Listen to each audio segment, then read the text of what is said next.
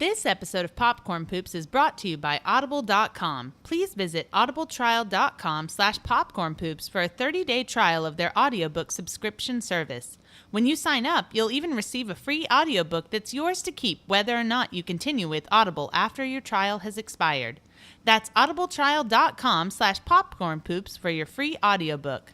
We are the Popcorn Poops. ポップコーンプープスへようこそ。こちらの結婚2人でオーディオコメンタリー映画ポッドキャストがインターネットに最高です。私はダスティンと申します。ジェシカです。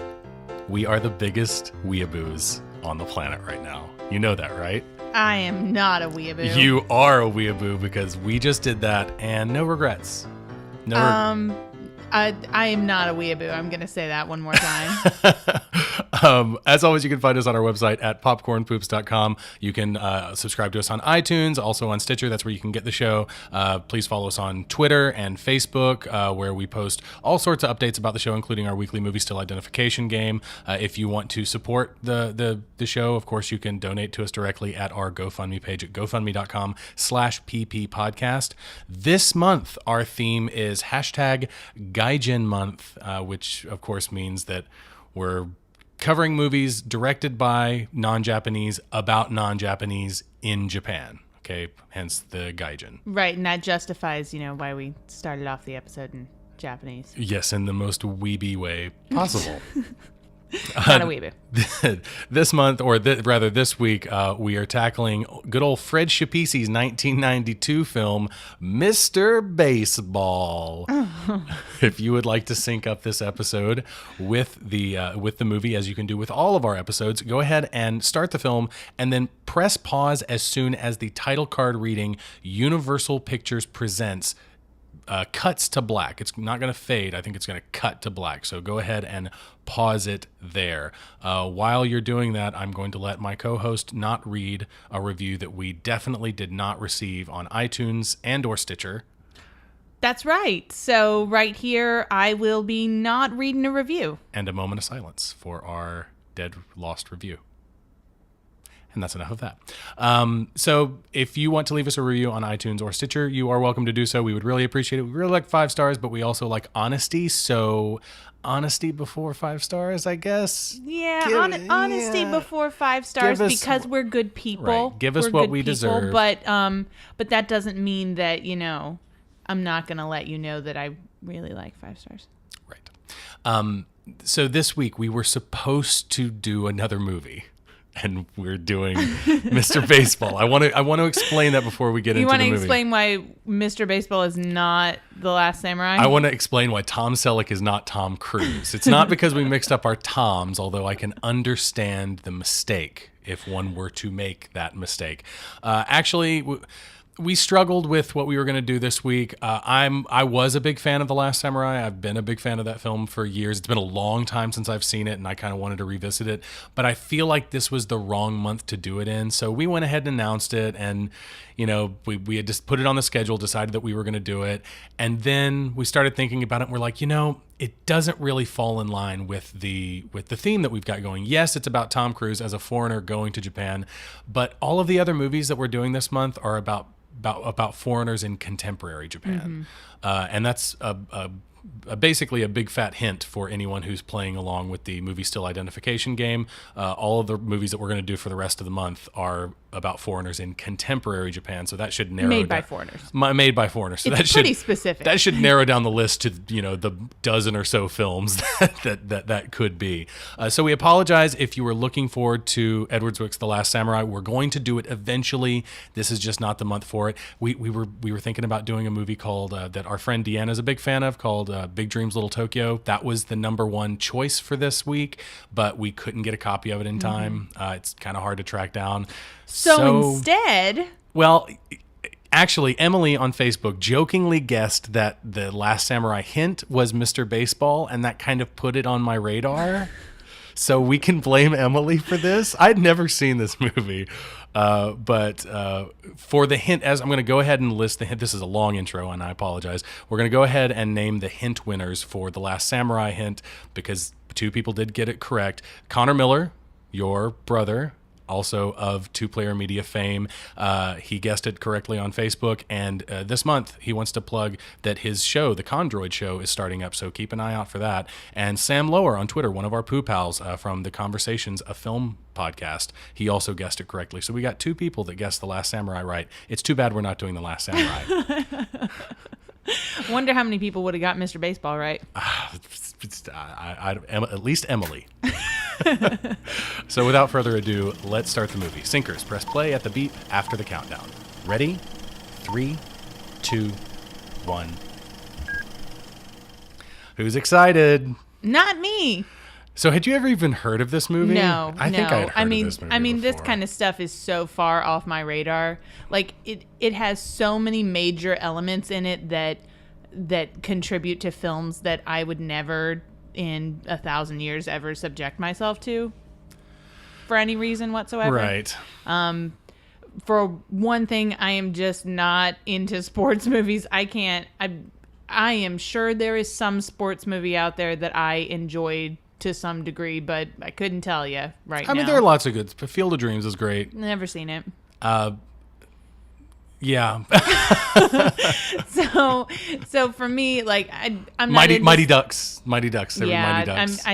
What was that, like on the Disney Channel or something when you were a kid? Okay, we just saw Jerry Goldsmith's name on the screen, and I want to throw some blame his way. Yeah, let's throw some blame. First, let's say who Jerry Goldsmith is. He has been on Popcorn Poops many times. Wonderful Alien, composer. Poltergeist, Gremlins. Yes. He did incredible movies. He did Mulan, yep. Right? So he did 3 Rambos, 5 Star Treks. Like his list just goes on. Yeah, he's and got. on. I mean, he's like right under John Williams for like most famous genre movies, most prolific maybe modern composer. Well, I think he's left us now, but yeah, this score has everything from the year 1992 just smashed together and stuffed into my ear holes.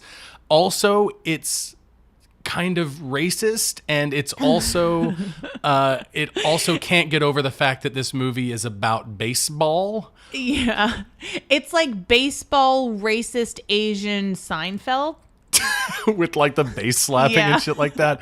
It is the worst Jerry Goldsmith score I have ever heard. Period. And what's hilarious about that is that Gene Siskel and Roger Ebert went out of their way to praise this score. Is that the only thing they praised about this movie? Because it must be. I don't know. I didn't read anything else. I just read that they praised this score. I honestly didn't expect to be doing any like so bad they're good movies this month, but I think Mr. Baseball might be. I thought The Ramen Girl would be. I really expected I did too. That I didn't to expect be so it to bad. have It as was much good, but truth to it. Yeah, there was some. It was kind of honest.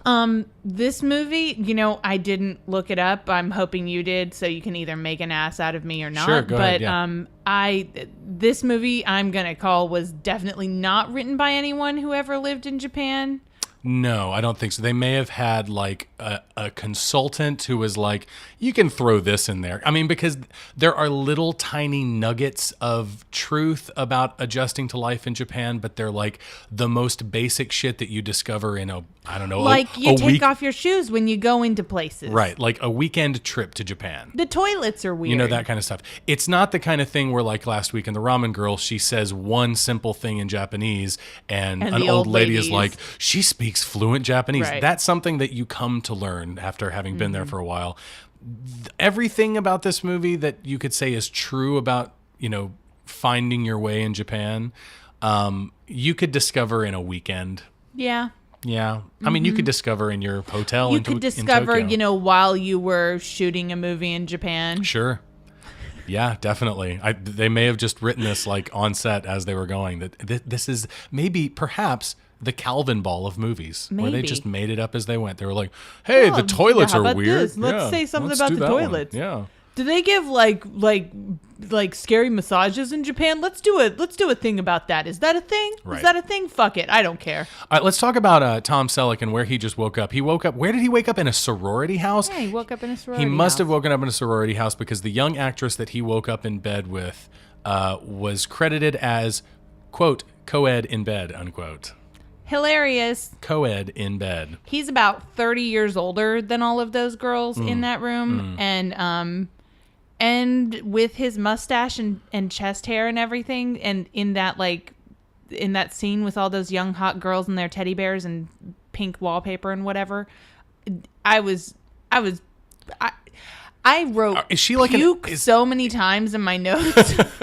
Is he like an exhibitionist or something? Because you've got to assume that he fucked that girl in front of her sorority sisters, right? I mean, they all woke up in the same room. Yep. So, Is that how sorority houses work? I've never been in one. I don't know. I didn't go to a school that should tell you a lot had, about like, my college regular experience. sorority. Like, we didn't have any sorority houses at my school. And I would have avoided them if we had, so. Look at this greasy ass ponytail on this PR guy or his agent or whatever the fuck he's supposed to be. My comment on this guy was, wow, we just found someone in the movie who looks even grosser than Mr. Baseball. I think I did the same thing that you did. Did you just refer to Tom Selleck's character as Mr. Baseball? As Mr. Baseball? Oh, yeah. The whole time. What's his name? Jack or Jack something? Elliott. I think the Whatever. character's name is Jack Elliott, and he's a player for the Yankees, the New York Yankees. Good job. You said a whole sentence about baseball. I sure did. I'm so proud. Look at that mustache, though. No, let's not. Doesn't he look like my dad? Everyone used to say that he looked like my dad, and then when I don't want to say that because I think your dad is a handsome guy, and I think he looks super gross in this movie. So I don't know what. Okay, I'm conflicted. Then when my dad got older, everyone said that he looked like, I don't know the character. I think the character's name is maybe like Victor or Vincent on one of those soap operas, Days of Our Lives or something. He's like salt and pepper looking older gentleman with a mustache. I don't know. As the world turns, honestly, in a different situation, I probably wouldn't think that he looks as gross as I think he looks in this movie. But like, just the combination of his attitude and like him going after really young girls and the hairy chest in the sorority house. He's a sleazebag. It's really nasty. I mean, but it doesn't stop there. He's a sleazebag asshole. He is a jerk to everyone in this movie. He is. And the moral of the movie winds up being, if you go to Japan and people aren't like you, just be a jerk to them until they're jerks too. See, this scene right here where he's going to see his managers or coaches or whoever the fuck they are, the joke is that they chew tobacco a lot and subsequently spit into a receptacle. And say goddamn. Because they're baseball players. The gentleman on the right there is an actor by the name of Art LaFleur, who's a very tried and true character actor. He plays a character named Skip in this movie that we'd never see again. He just has a baseball face. He just does. And I say that before realizing that he also played Babe Ruth in a very small part in The Sandlot. And he also played Chick Gandil. Someone who knows about the baseballs can correct me on that one. Chuck Gandil, perhaps, in Field of Dreams, who was a real-life baseball player that he portrayed in Field of Dreams. Like I said, baseball face. Baseball face. Baseball. He just looks like he plays baseball. I do think he has a baseball face. Oh, we just did the funniest thing that you can ever do, which is, there's no way I'm going to play baseball in Japan. Cut to scene landing in Japan. Landing in Japan. That's in that last scene, he says something about raking the ball, which is a term if you guys don't know, I work in sports media now. I still don't know anything about sports at all. Well, and have you covered any baseball? Not yet. I mean, America doesn't really like baseball anymore. Let's be honest. That's true. It's more Japan's I know I'm going to get now. some people out there who are going to hate on it and be like, no, rah baseball. But like, really? Well, I mean, I don't know any baseball fans except for like high school players. The first time I heard him say raking the ball, I thought he said raping the ball. And with that mustache, I believe he'd do it. I believe he would just rape the hell out of that ball. There are a couple lines in this movie where I don't know if they're baseball lines or if they're just weird lines, but when we get to them. This scene with him passing out his business cards isn't terribly awkward.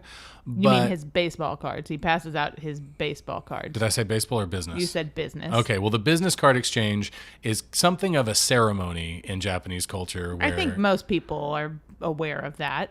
Really? Yeah, everybody knows that you have to be formal with business cards and that. I feel like that's a pretty common stereotype about Japan. I was handed in 5 years maybe 2 business cards. Maybe it's because I'm a woman. I don't know, but that never was a thing that I dealt with. I'm sure that there are women in the world who collect baseball cards. Not baseball cards, business cards. Oh. I'm talking about Japan. I don't know where my mind went just then. I was just like, she's definitely talking about collecting baseball cards. What?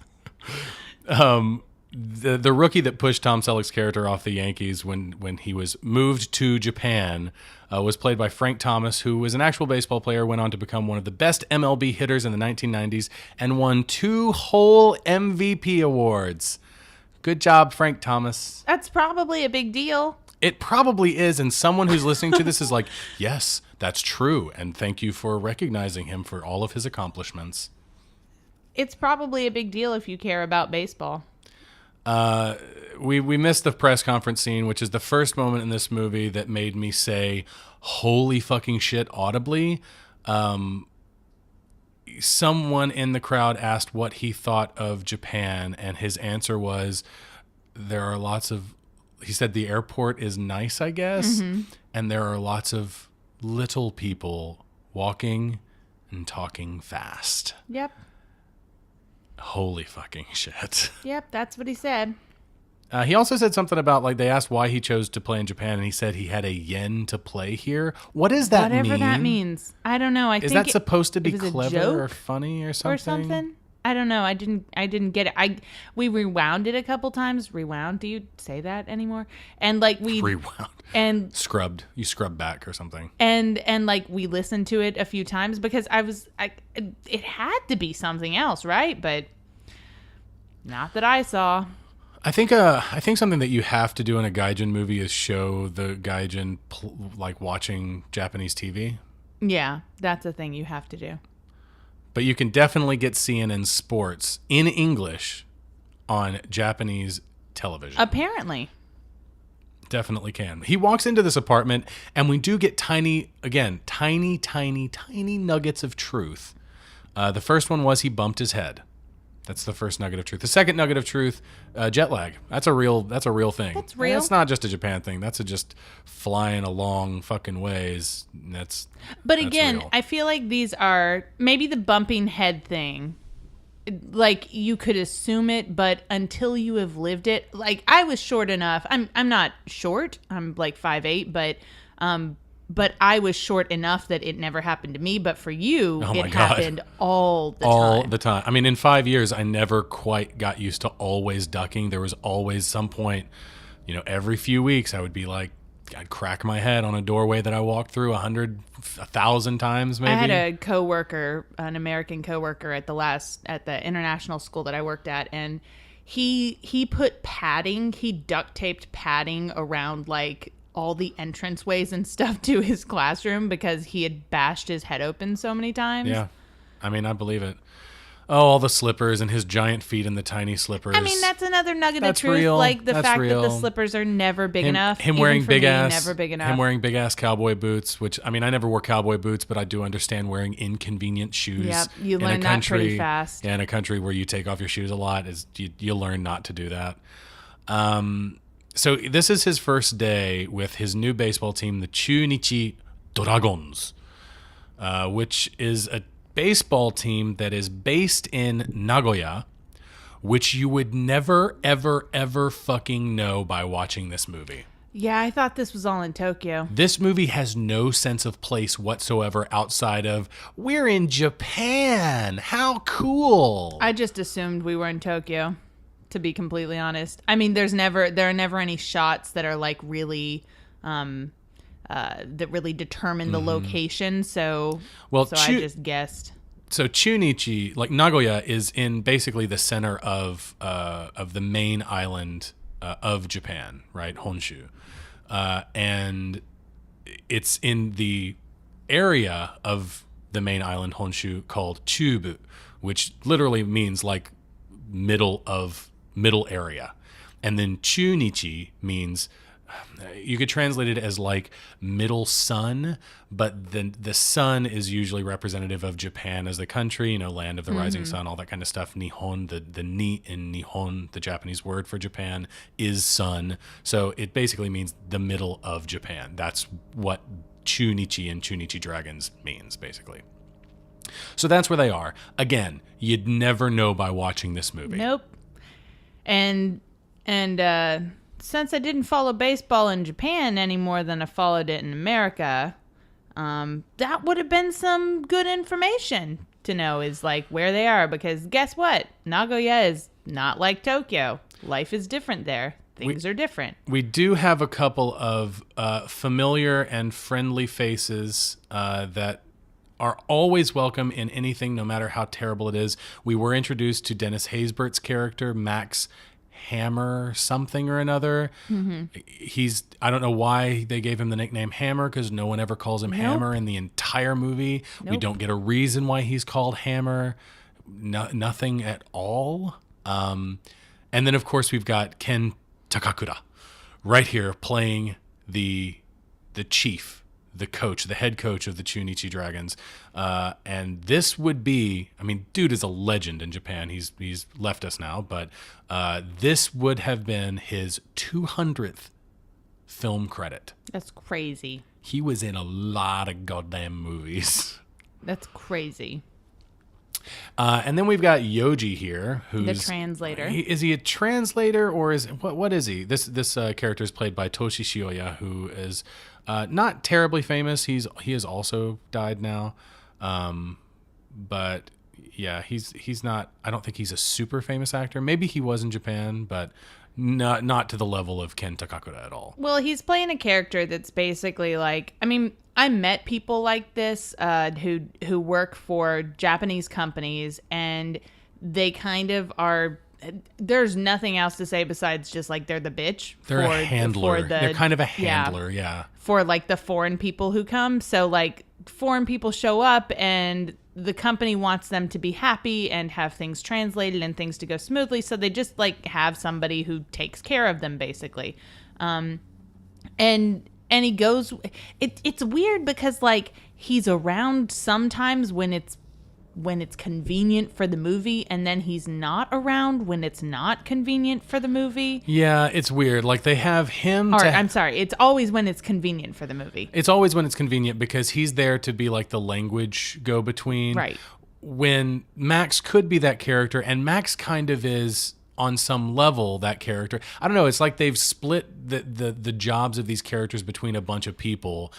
You've got Max, who doesn't really do a whole lot, and then you've got Yoji, who doesn't really do a whole lot, and then you've got his would-be girlfriend Hiroko, who doesn't really do a whole lot either. Like, feel like you could condense the helper character into one character, as opposed to having three characters that do just a little bit each. And I don't know. I don't think Max has a very satisfying arc at all. Hiroko doesn't really have she has an arc, but it's not very satisfying. I kind of like Yoji's arc. Yoji is one of the few people in the story that you feel like they're a better person, or at least like they've had some positive change or something. Yeah, absolutely. By the end of the movie, we start off this movie and he is clearly translating for peace instead of content. This movie is, we've talked about this before, but this is a movie that translates the Japanese that you hear all the time. Whereas, some movies they choose to not translate and leave the viewer feeling kind of out of it. But this one translates everything, and that's important because you see Yoji say things that are not being said. Which he does so that people don't get pissed at each other. Yeah. And then, of course, later in the movie, I was surprised that they brought it back up because I didn't think the movie was clever enough to,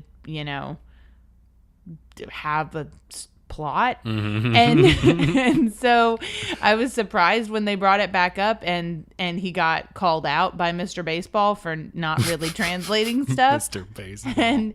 And then he stands up to him later. He does. Again, later in the movie, he stands up to him. And that's kind of cool.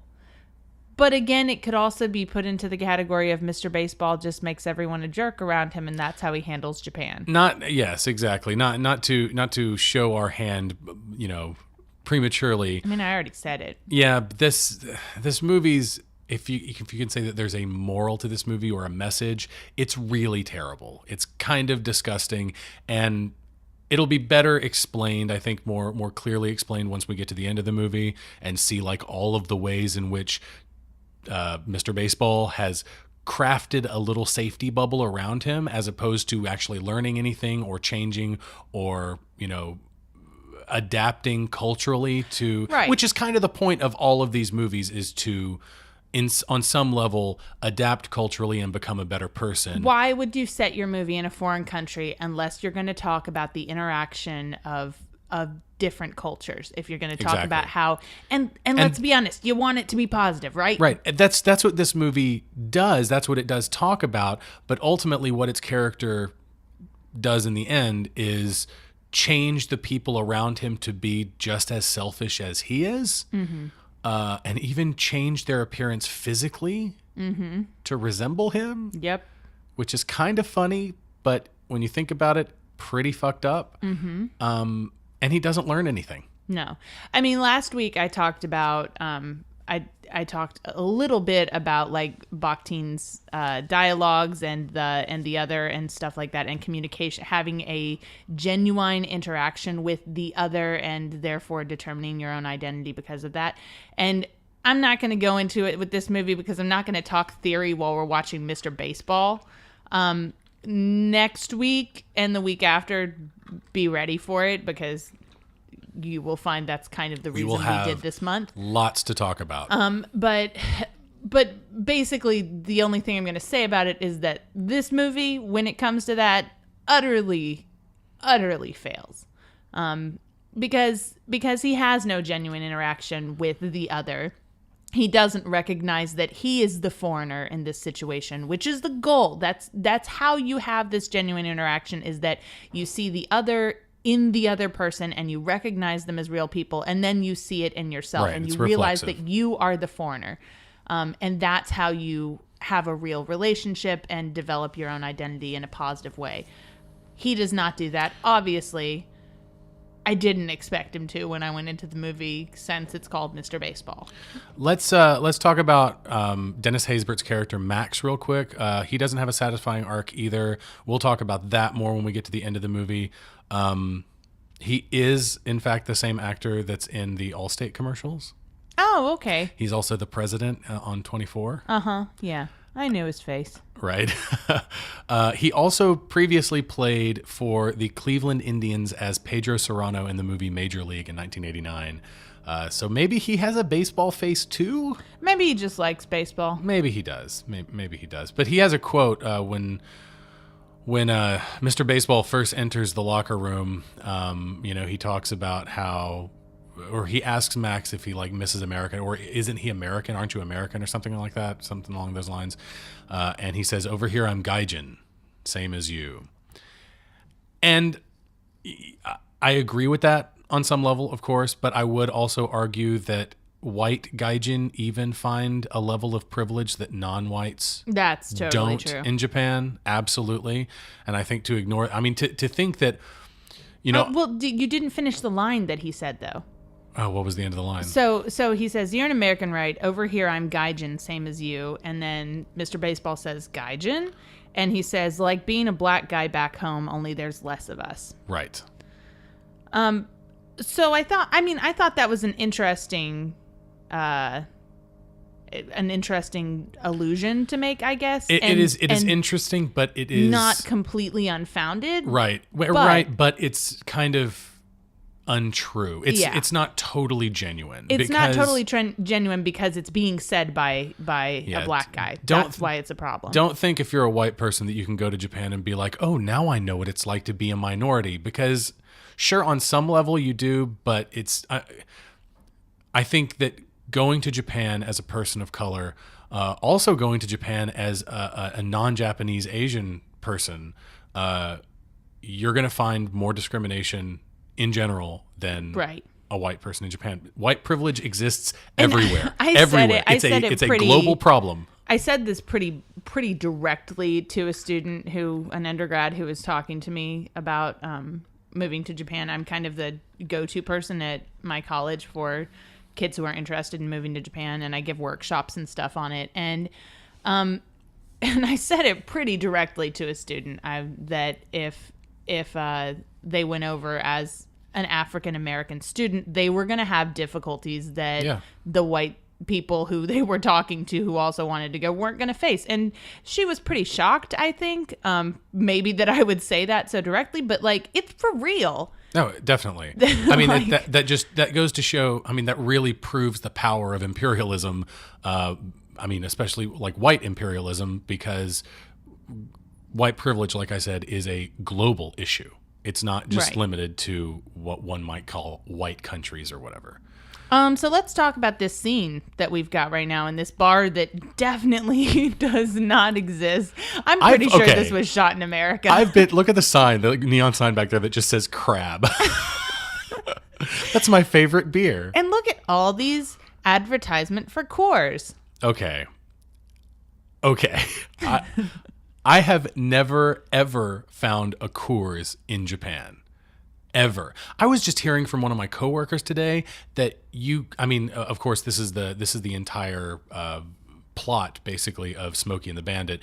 You couldn't get Coors east of the Mississippi. You used to not be able to get it at all. It was, I don't know why exactly, but you couldn't get Coors brand beer east of the Mississippi. So that was like a thing that people wanted to try. They wanted to get their hands on some Coors. That's kind of beside the point. You really can't get Coors in Japan. No, you really can't. You really can't. I mean, I think a few times in import stores, probably not even in import stores, but in maybe like some Western themed bars in Tokyo, I think I found some Miller Genuine Draft a couple times. Right? Like, we found MGD maybe once, I think. And that was a stretch. You're gonna be drinking Kirin and Asahi for sure. And so like that, I know it's nitpicky, but it's funny because that's the only beer he drinks in this movie. That's why it's funny, is we see it more than once. So I want to go back. There's some notes I missed. At one point he calls Yoji Yojster. That's so funny. Which is like the most awkward, clumsy way to nicknameize someone. Mm-hmm. It kind of reminds me of the Rob Schneider sketch on SNL. Like you can't just do that to any name. It just doesn't work with every name. Nope. Especially, it probably has something to do with linguistically. Like it probably has to do with like what consonant or vowel you end on or that kind of thing. Is what's pleasing to the human ear. Also at the end, so we're on the date. We're on the date, right?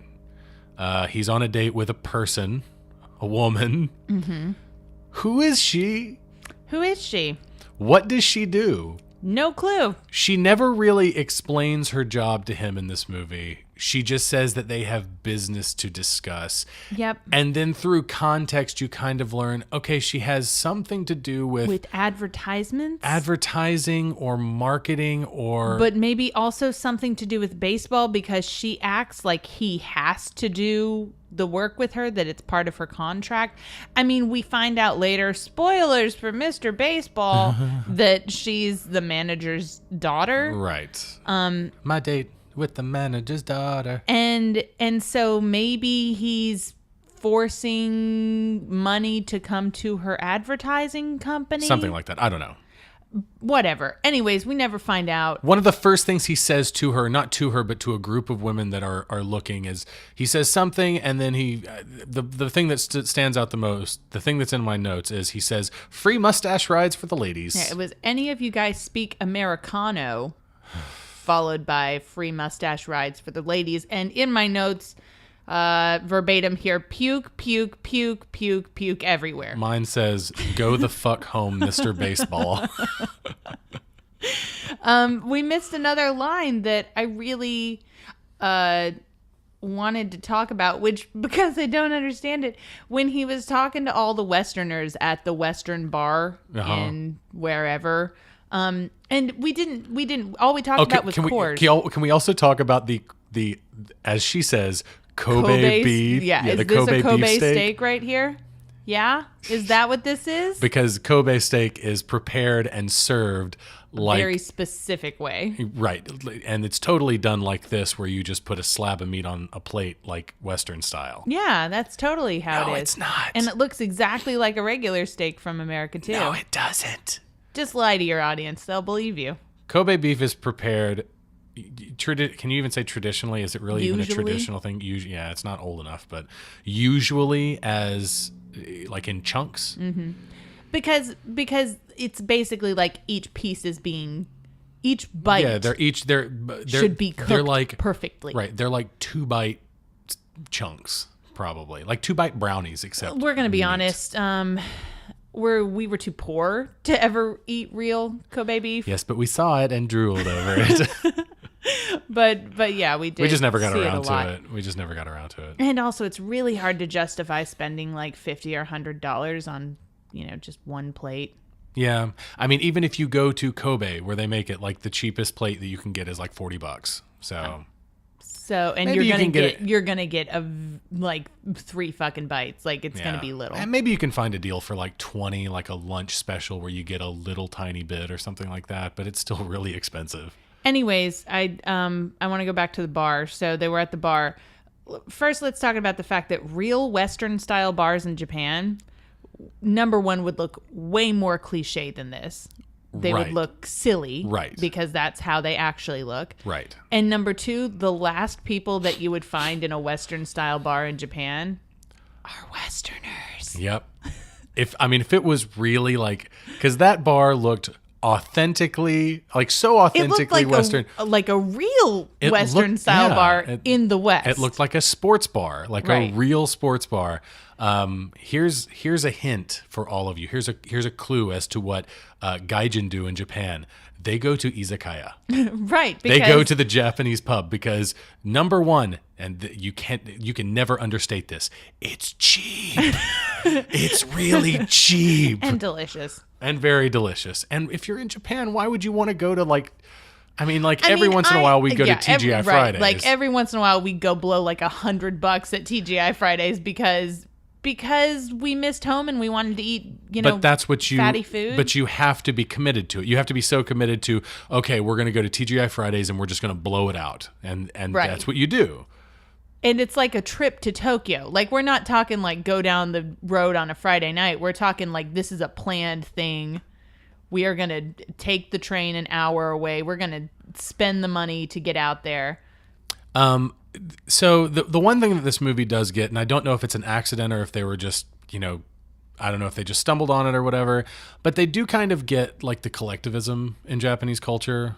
Like, especially how the coach insists that the team itself kind of insists that they do things as one, and there's a certain way of doing things, and everybody falls in line. And again, though, I think that's a pretty surface stereotype that anyone who does a little research on Japan is going to find. Yeah, pretty much.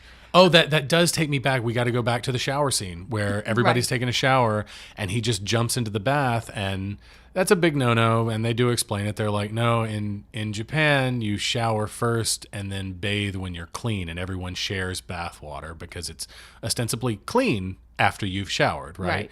Because showering works you up and gets you sweaty, and then the bath. This is what you do when you go to an onsen, the hot spring. I mean, this is what you do at your home. Like this is just how you do it. You shower, it gets you worked up, you get sweaty because you're showering, and it's kind of a form of, it's not exercise, but you know how it is, how you do when you shower. And then you get in a clean bath that's hot and you relax and chill out. But the thing that one of the players said was something that a non-native English speaker probably wouldn't know to say or know how to say, but he says it's like jerking off before sex, which I don't think really, like, it's a funny joke, but I don't know if that makes sense. I don't know. I thought about it for a while. And I also want to point out that is a perfectly valid endurance technique. I just want to point that out. So if you're ever ashamed of tugging the pud You found a way to say your favorite phrase. before the wham slam, thank you, ma'am. Oh, that's just stupid. Then you've got my A-OK on that one. Stamp of approval. Yeah, it was really hard to imagine a Japanese person saying that, though. Not that they don't say dirty stuff, but I don't know, it was just... It's kind of a dirty movie. Like, there's a lot of dirty jokes in it, Yeah, right? there are. Speaking of which was, going back to the bar again, because I still haven't said the stupid line, there's a line that they say when all the Westerners are sitting at this Western sports bar in Japan. I have it in my notes too. I don't know the context because I just wrote the quote. It doesn't matter. It doesn't matter. They're just saying like stuff about baseball because they're all baseball players in Japan, but they're all from America. Yeah. And when they start saying stuff about Japan, one of them goes, "I hope you didn't bring your dick with you."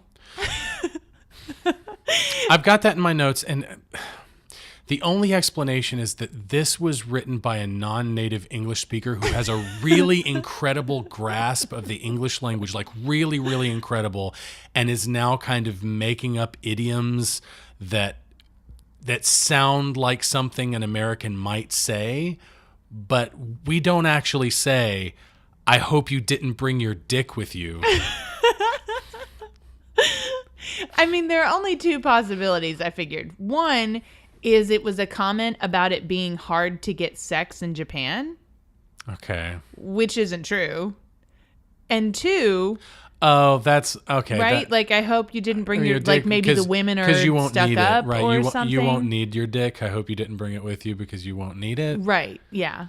I figured it was either that or it's a baseball thing.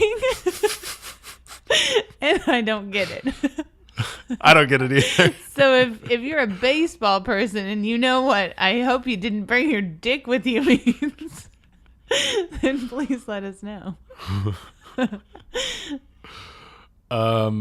Here's how you know that you've spent any time at all, or maybe too long in Japan. Everything that he does wrong in this movie, I react before the Japanese do in the movie. Like, he does something and I'm like, "Oh, fuck no, why are you don't, oh, I'm hurting. It hurts me. I'm cringing so hard There's right a now." scene at the end of the movie where it's really uncomfortable The dinner scene to watch. or the lunch scene. Oh, it's terrible. Yeah. That was the one scene in the movie where it was kind of, very intolerable.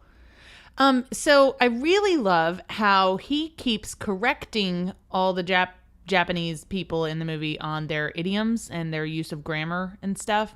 Right. That's really funny. Where he's like, the girl who he goes on a date with, Hiroko? Hiroko. Hiroko, if you're... Hiroko? As Mr. Baseball might say, Hiroko. She says to him when they eat dinner together, "You thought I was trying to get through your pants?" And he corrects her with, "In my pants." In my pants. And aren't you? And he does that a lot throughout the movie, very specifically with things like this where somebody says like an idiom or something and like they mess up the preposition or whatever. And it's stupid. That was my whole thing. It's stupid. I don't like that he does it. It like, okay, one time, whatever, but like it's a character trait of his. Some of the jokes in this movie do work, I think. Like, especially like with Yoji, I think some of the diplomatic translating jokes work. And I feel like the simpler they are, the more they work. Like, let's talk about sarcasm a little bit, because I had something I wanted to say about Yoji and sarcasm. There's in the first practice scene, he's getting some explanation about like shuto, which is, he's asking, "What is shuto?" And shuto is just shoot. Like that's what they call a fastball, right? Right. Probably. Like that's what it is. And he's getting some explanation, and his response to the explanation is, "Well, thank you very much," and very sarcastic. And Yoji is like, "How do I translate this?" And he's just sitting there for a second, and then he finally translates it as "Domo arigatou gozaimasu." And he like actually just says "thank you very much" in Japanese, which... And that's kind of funny. In Japanese, you can't you can't construe that, or you can't interpret that as sarcastic. Right, because they don't really do sarcasm. They don't really do culturally. They don't really do sarcasm, which is why it's kind of weird that even for the best Japanese English speakers that I ever met, their grasp of natural sarcasm in conversation was never like.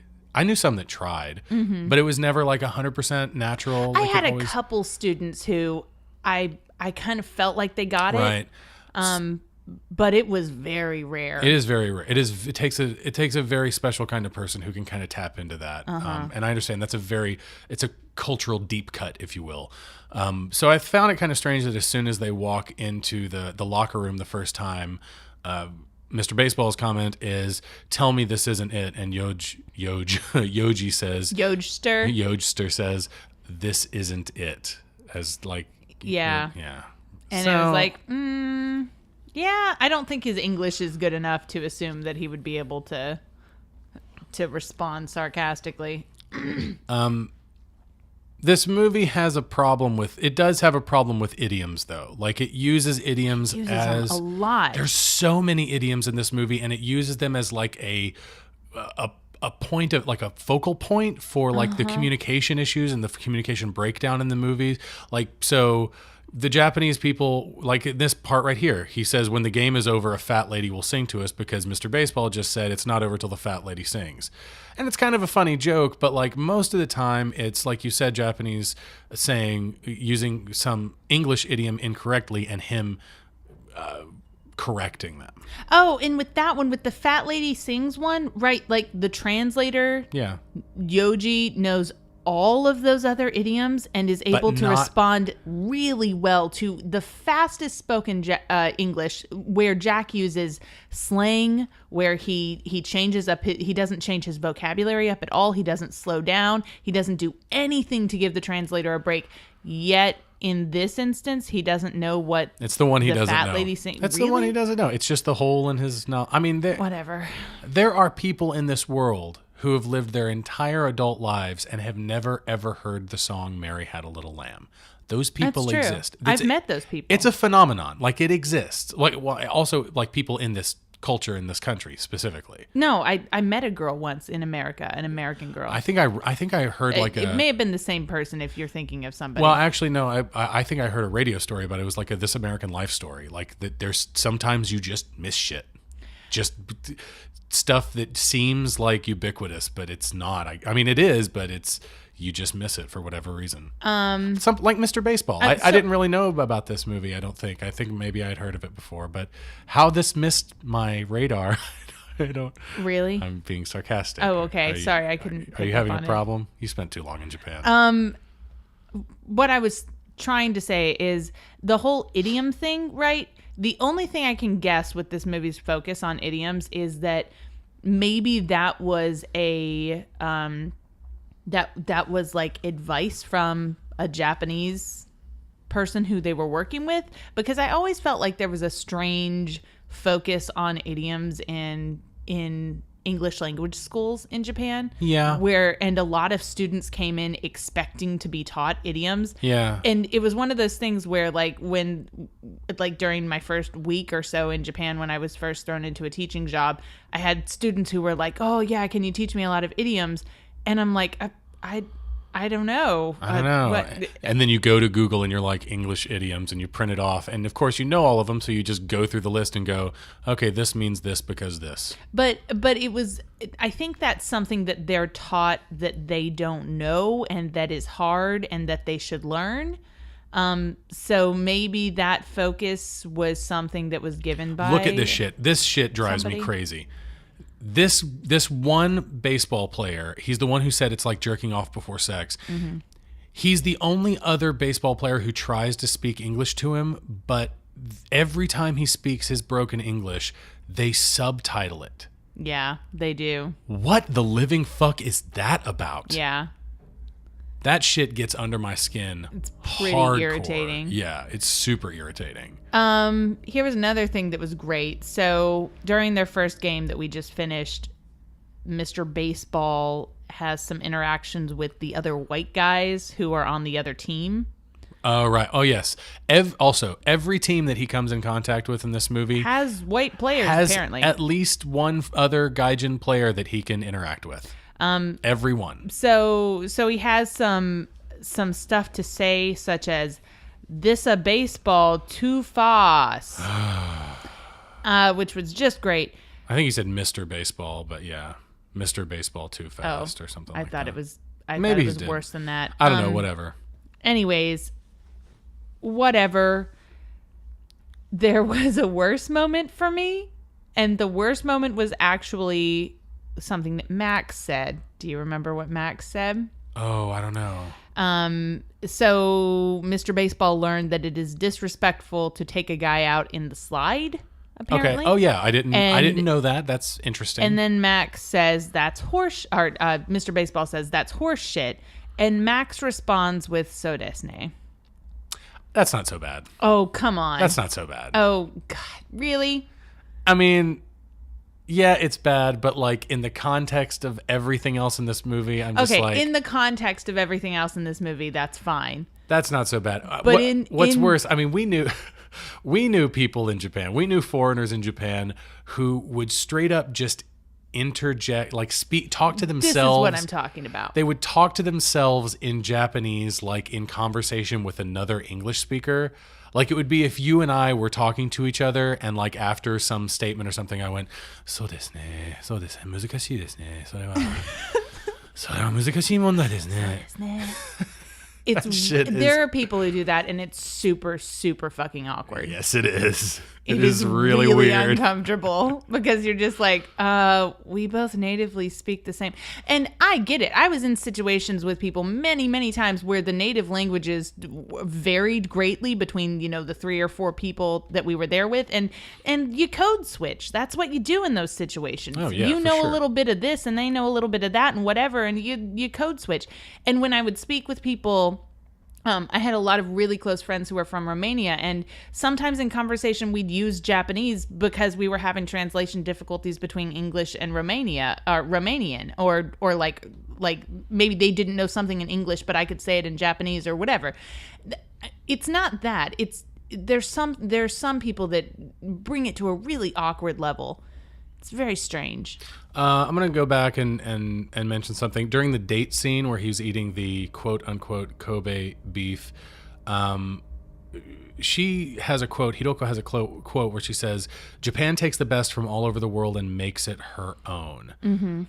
First, I think that's I have heard that as like a stereotype of Japan before, I have, but I think that's a Western idea. I think it's a Western idea that Japan does that. I don't feel like the Japanese think that Japan does that. I don't know. I mean, I would argue that I think in Japan there is an idea that there's definitely a fluidity to the culture. There has to be. There's a flexibility in the sense of like being able to.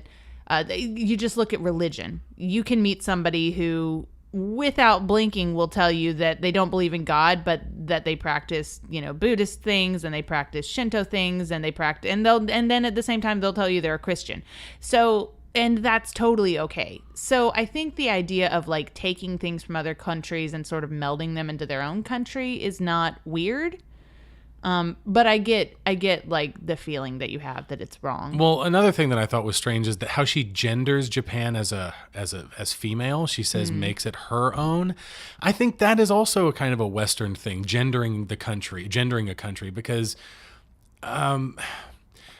there is kind of gender specific, not gender specific, but gender suggestive language, of course, in Japanese, like some language that, is more feminine and some language that is more masculine. But as far as gendering specific things, like you would do in Spanish or Italian or something like that. Right. I assume they do it in Italian. They don't really do that a lot with people in general. Like they have gender specific pronouns in Japanese, but you don't hear them a lot. You just don't, not in regular conversation. It's not like in English where you hear he and she all the time, because that's how our language works. Like if it's not a complete sentence with a subject that is a pronoun, in a lot of cases, it sounds like you're not a native English speaker, like you're not doing it right? In Japanese, that's not really necessary to speak native Japanese. So it's interesting that she would use that as a concept in English is that Japan is a female country. You know, I don't know. That seems like a very Western idea to me. Now, this whole thing. So they went to a shrine, right? And at the beginning of this scene, he starts talking about, like, you know, he says, "Oh, is this a temple? This is a temple." And she's we missed him say, "I'm not in a shrump," too. Oh, fuck, that's right. That's bad. Yeah, that's another rule of gaijin movies. I believe that's rule number 481. Is make sure you Make trade fun, an L for an R, an R for an L when you're making fun of Yes. Japanese dialogue. Yes, you got to make fun of the LR switch, or you're not a real gaijin movie. But yeah, the whole thing about going to the shrine. Apparently, he had asked to go to a temple. She took him to a shrine. He asked if it was a temple. She corrects him and says, "No, it's a shrine." Then he asks where all the little bald guys are, and she says that's a temple. And then, you know, we come to learn that he asked her to take him to a temple specifically, and she took him to a shrine. If he told her to take him to a temple, why did she take him to a shrine? And the only reason that we're being pedantic about it is because she made that big distinction very clearly to him and was like, monks are in temples. Like, that, you're wrong. Right. And I'm like, but wait a minute. Hold on. He asked you to take him to a temple. So he was correct in assuming that that's where those guys would be, actually. So, you know, point for Mr. Baseball here. Wasn't really his fault. And you know, they went out drinking. Why didn't she take him to an izakaya? What the fuck restaurant were they in that was like a family restaurant or something where they're just drinking like a couple of drunks? It was weird. Unrepentant drunks. Also, going to a temple or shrine is also part of your gaijin movie. It's rule number 9,436. You have to.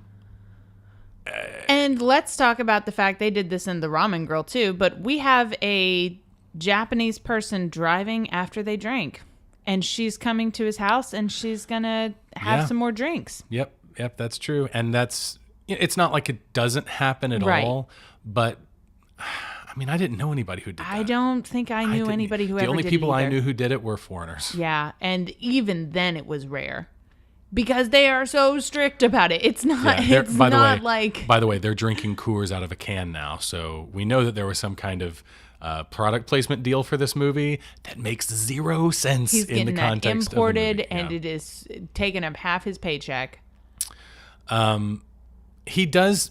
So he says that he has had 4 problems in his life. What are his 4 problems? I can't remember what all they are. Well, the last one is he doesn't understand women. I don't know. I didn't catch that one. Well, he needs to add 5 and 6 that he's a racist and a misogynist. Yeah, he does. So he's really got 6 problems that he has to deal with. He makes some weird statements in this movie that are unearned. For instance, I'm trying to find one that... right. So he screams at her at some point when they're doing the commercial. He screams at Hiroko that she's just like the rest of them when she does something that he doesn't like when they're making the commercial. And I'm like, what? How is he going to say that? He's been there like 5 minutes and and he hasn't paid attention to one goddamn thing around him. And he's still drinking Coors, so like he's living in America bubble. So we really needed the commercial scene to show that Jack is selfish. Sure. We really needed it because there's nothing in the movie that would indicate that he's a selfish man. It's true. And then later, we just finished the shrine scene, and what did she say? They get into a fight because he doesn't give a shit about the temple that he asked her to take him to, which doesn't make any sense. Well, it does because he's an asshole. Okay, fine. It makes perfect sense. And all he wants to do is go get a beer, and then she gets pissed, and he says that it's 90% just to show up, you know, because he's a jerk. Does he? I guess he makes an effort later, and that redeems him a little, but I guess not much. Anyways, so one of his 4 problems, I just remembered. He has a bum knee. Right, yeah, that's true. That was one of them. I don't remember the other. Bum knee doesn't understand women. Racist misogynist. Right. And then she says to him, "I'm not here to tell you how great you are." And he responds with, "I'm not Japanese man expecting you to." Oh, God. Again, this comment is unearned. What does he know about Japanese men? Whether or not it is a shitty thing to say aside, what you have to earn those comments. In other movies, in The Ramen Girl, when there's a scene where, she gets upset at her boyfriend about him being too Japanese, essentially, and he gets upset at her for being too American, it's earned. It's earned because they've put the time into it and they've spent the time together, and you believe that they can make those statements. He has not earned any No. reason to make these statements. We haven't seen him interacting with people. No, of course not. The scene where he says that he's in a slump. He is also smoking a big fat cigar on a train. And I mean, I just got to say that Tom Selleck's specific kind of 80s and early 90s charm can really only carry him so far, but he is the exact kind of foreigner that I detested in Japan. Oh, yeah. I mean, he Oh, is yeah. the exact, I mean, specifically the ones, and But I never saw anyone smoke on a train. I didn't either. I mean, there are lots of different kinds of reprehensible foreigners in Japan that just have no respect, have no sense of self-preservation, have no sense of cultural assimilation, It's like anything at all. they get to a point where they're so frustrated with their decision to be there, but they feel so stuck that they respond by just acting out, basically. Yeah, and that shit really gets under my skin. So, yeah, but he's definitely one of those. So while they were in the tub, there was this great scene. Oh my God. I love it when she walks in with the towel wrapped around her and he's like, whoa, what are you doing? And the first thing she says when she sits down is, "Tell me, what is your greatest fear?" And my response is clearly it's her seeing his dick because he rushes to cover it. Hiroko, slayer of boners. What is your greatest fear? It's being told by a Japanese woman that I have a small dick. So we're just going to cover that right up until we're ready. And then it's super cliche that she washes him and massages him. Oh, God. And yeah, let's just put your Japanese female character in a subordinate role where she's supporting her strong male character. Let's just do that. Because that's not a problem. Because Americans don't already have a broken image associated with anything like that already. She starts... Oh, that's why he's called Hammer, because he's holding a hammer. That still doesn't make any sense. If I pick up a mug and you nickname me Mug, it doesn't make any fucking sense. I think we just found your new nickname. Mug? Mug. I like how he tries to make it okay. Like, I don't know, he's playing coy or playing like sheepish or innocent or something when she starts kissing him, and he says that he hasn't been with a woman in a while. He says, "I'm still a gaijin, and, I haven't been with a woman in a while." And I'm like, so it's time for your dick to get wet or it's going to fall off? I was thinking, what about the sorority girl at the beginning of the movie and all of her friends who watched? Because that's kind of a big deal. And you haven't been here that long.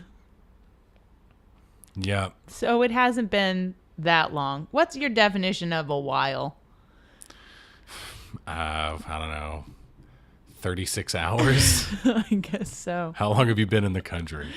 And for me, my issue with it was it sounded like he was suggesting that he needs sex. Like that, gosh, if you don't provide this for me, then my penis is just going to fall right off and I'll die. There's so much shit I don't understand in this movie because I don't understand baseball. Mm-hmm. Like, I can critique all of the cultural faux pas and stuff and the misrepresentation of Japan as a country and culturally. I clearly know enough about Japan to watch this movie and get that. Baseball? Not so much. So we just missed something really important that I wanted to talk about. Oh, really important. Oh, really okay. important. All right, let's do it. Okay. So we just saw the manager get in trouble for keeping Mr. Baseball on the team because he's being an asshole to people he's playing with or whatever. And the guys who own the team, I guess, who are over the manager, one of them comes in. Oh my God, this shot right here. This could only be more perfect if he was standing in the window, butt ass naked. It's sad, Mr. Baseball, naked in the window. Mr. Baseball, sad Mr. Baseball, staring out over the city. And this shot right here, you were confused because this shot, the way it shoots him and then shoots her, it looks like they're in the same room together, and then she picks up the phone to call him, and it's like, I what was the hell very is that? confused. So what you missed that was super important was when the manager gets reprimanded by the team owners. One of the team owners says to him, this is the subtitle that he says. This is what the subtitle says. It says, "You have brought dishonor to team." Oh, God. Number one, dishonor to the team, fucking spare me, please. Nobody says that stereotypical shit about dishonor. I'm going to be honest. I am very, very humble about my Japanese ability, but I will say that I am comfortable in a conversation in Japanese, 100% Japanese. I had to do it every day. That's fine. I'm confident saying I speak Japanese. However, you're being very humble, but I expected. However, so whatever. The whole honor, dishonor thing in Japanese culture, that shit is fucking cliche as shit. In the 5 years that I was in Japan, I never once said or heard that I know of the words for honor or dishonor. I don't know how to say honor in Japanese. I don't know how to say dishonor in Japanese. I know how to say a lot of shit in Japanese. That's something I never needed. So I don't have that tool in my language toolbox. That's how unimportant it is. So every time you see a movie where people are speaking Japanese, especially a Western-made movie with people speaking Japanese about honor or dishonor, fuck that movie in its ass. Yes, that's correct. That's correct. So that was number one. That was the number one problem. Here's the number two problem with "You have brought dishonor to team" subtitle. Dropping the articles and subtitles. And that's not the only time they do it. Are you fucking kidding me? They are speaking They're speaking their native language, and you're translating it as though they're speaking broken English. The people who need subtitles are the ones who are not understanding the other language. But you're making it look like the people who are speaking their native language, who you are having to subtitle because your audience doesn't understand it, are the stupid ones. That's not the only time they do it. They repeatedly do it throughout the movie, but it's fucking gross, and I hate it. Really shitty. Yep. I think it's really like they went out to see, so of course they've gone out to see Hidoko's parents, and they discover that her father is the chief. It's Mr. Uchiyama. Oh, surprise! The coach of the baseball team, the hard ass, and he speaks English. He's played it really, really cool so far for a guy that's understood all of the awful shit that Mr. Baseball's been saying. It's true. I could have used a little more reaction. But on the way out there, Mr. Baseball is talking to Hidoko about like her father knowing whether or not they have sex, and like how it's important for a man to know if his daughter is getting it stuck to her or whatever the hell fucking shit he says. You couldn't put a creepier conversation in his mouth. What? Why is he talking? Does he have some kind of fetish? Does he need to know that her dad knows that he's having sex with her? Is that a thing? Does he? I think so. Does I he think need it's a that psychological to achieve issue. erection? Probably. He's thinking about the girl's dad when he's fucking her. Oh, God. Oh, yeah, it's awful. You like that, Chief? You like that? So one of my issues with this whole, like, not knowing that her dad is the manager thing is he's going to get mad at Yoji about it.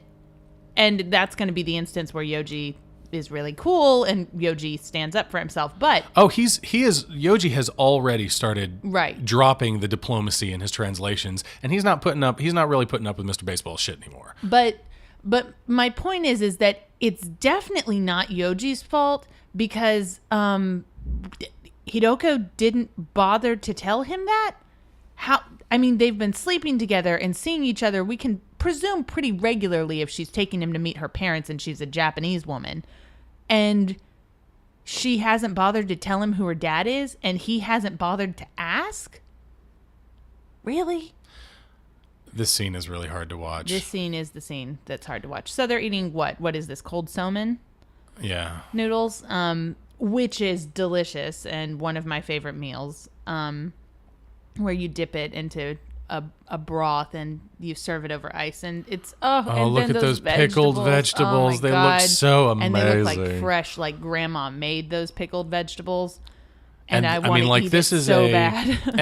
this is something that, you know, they probably just happened to stumble upon this, but there are families that still live like this. Oh, in yeah, Japan. absolutely. And there still are old ladies that put on a kimono every day. It's true. Every I've met single them. day. It's real.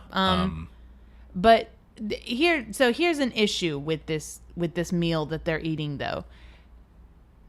Japanese people know, like the stereotype of the slurping noodles thing in Japan is so much understood that it's weird for foreigners that they do sketch comedy and stuff where Japanese people go into Western restaurants in the West and slurp their noodles and are misbehaving because of it. Like, they know that that's not a thing that Westerners are familiar with.